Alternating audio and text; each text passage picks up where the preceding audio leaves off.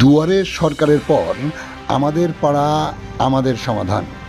রাজ্য সরকারের উদ্যোগে এবার বুথ স্তরে পৌঁছাবে প্রশাসন, সরাসরি হবে নাগরিক সমস্যার সমাধান। আজ 2রা আগস্ট থেকে শুরু আমাদের পাড়া আমাদের সমাধান। আগামী 29শে নভেম্বর পর্যন্ত এই কর্মসূচি চলবে। পাওয়া যাবে মোট 16 রকমের পরিষেবা। এই পরিষেবাগুলো একেবারে প্রান্তিক এলাকার মানুষের দুয়ারে নিজেদের চাহিদা মতো পূরণ করার জন্যই 3টি করে বুথকে কেন্দ্র করে একটি ক্যাম্প অনুষ্ঠিত হচ্ছে।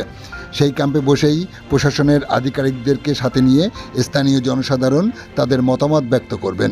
আর সেই সমস্যা সমাধানের জন্যই ইতিমধ্যে বাংলার মানবিক মুখ্যমন্ত্রী প্রত্যেকটি বুথের জন্য 10 লক্ষ টাকা বরাদ্দ করেছেন। ঠিক সেইভাবেই চলবে সারা রাজ্যে 80,000 বুথে এই পরিষেবা। আর তার জন্যই আজ থেকে 27,000-এরও বেশি ক্যাম্প অনুষ্ঠিত হচ্ছে সারা রাজ্যে। এমনই চিত্র ধরা পড়ল স্বরূপনগর পঞ্চায়েত সমিতি এলাকার স্বরূপনগর বাংলানি গ্রাম পঞ্চায়েতের ধোকরা প্রাথমিক বিদ্যালয় চত্বরে। আগে থেকে স্থানীয় জনসাধারণ তারা তাদের সমস্যা তুলে ধরে একটি প্রস্তাব লিখিত আকারে তৈরি করে যে প্রস্তাব প্রশাসনের আধিকারিকদের হাতে তুলে দেবেন তারা। এ সময় উপস্থিত হন স্বরূপনগর পঞ্চায়েত সমিতির সভাপতি অংশুয়া মণ্ডল। তিনি ক্যাম্প পরিদর্শন করেন, সাধারণ মানুষের সাথে কথা বলেন। পরিদর্শন শেষে সাংবাদিক বার্তায় কি বললেন তিনি শোনাবো আপনাদের। আপনারা দেখছেন সেই সময়কার বিশেষ মুহূর্তের ধারণকৃত ভিডিও চিত্র আজকের স্বরূপনগর পত্রিকার অনলাইনে। আমাদের সাথে থাকুন, দেখতে থাকুন।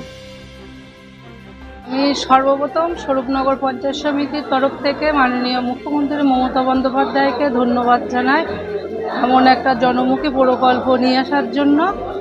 তিনি চিন্তা ভাবনা করেছেন যে বুথ লেভেলে বা নিচু দিকে মানুষ যত পরিমাণে মানুষ আছে তারা সব সময় তাদের সমস্যার কথা সবাইকে জানাতে পারে না। সেই জন্য মাননীয় মুখ্যমন্ত্রী মমতা বন্দ্যোপাধ্যায় এই চিন্তাভাবনা করে আমাদের পাড়া আমাদের সমাধান এই প্রকল্পটি নিয়ে এসেছেন।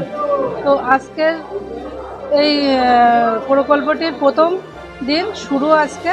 তো এসে দেখলাম মোটামুটি মানুষের সাড়া ভালোই আছে। তারা তাদের নিজস্ব মতন মতামতের উপরে প্রকল্পের নাম দিচ্ছেন, মানে প্রকল্প না, তাদের স্কিমের নাম দিচ্ছেন।